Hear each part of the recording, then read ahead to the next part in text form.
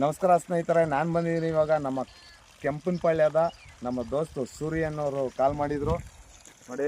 ಹಾವುಗಳು ಇವಾಗ ಗದ್ದೆಗಳಲ್ಲಿ ಜಾಸ್ತಿ ಕಾಣಿಸ್ತೈತೆ. ತಂಪಾಗಿದ್ರೆ ನೀರು ಕಟ್ಟಿದ್ರೆ ನೋಡಿ ಆರಾಮಾಗಿ ನಾಗರಾವು ನೀರಲ್ಲಿ ವಿಶ್ರಾಂತಿ ತಗೋತಾ ಇದೆ.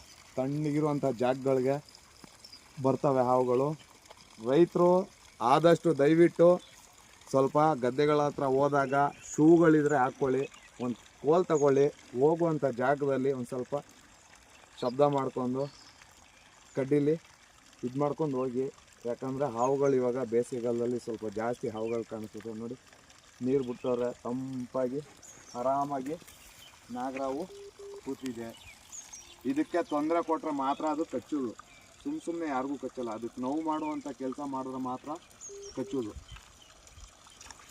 ಹಳೇ ಹಾವು.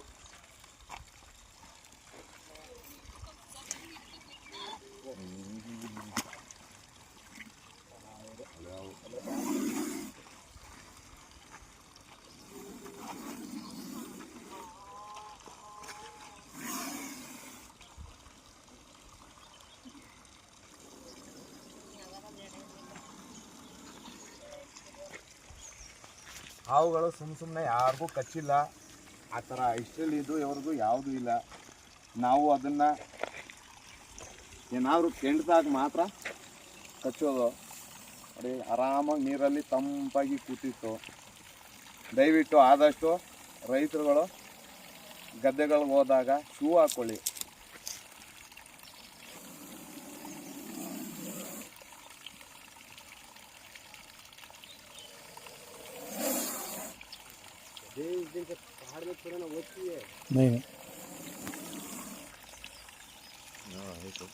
ಇದಕ್ಕೆ ಎಲ್ಲಿ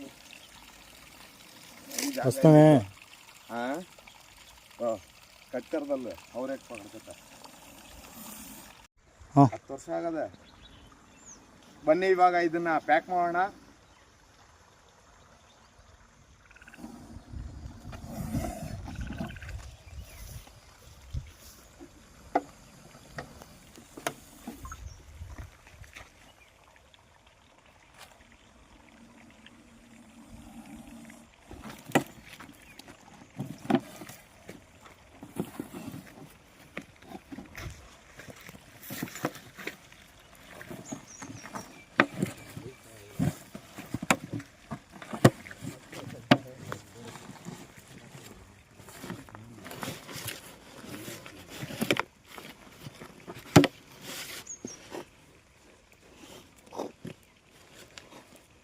ನೋಡಿ ಹೆಚ್ಚಿನ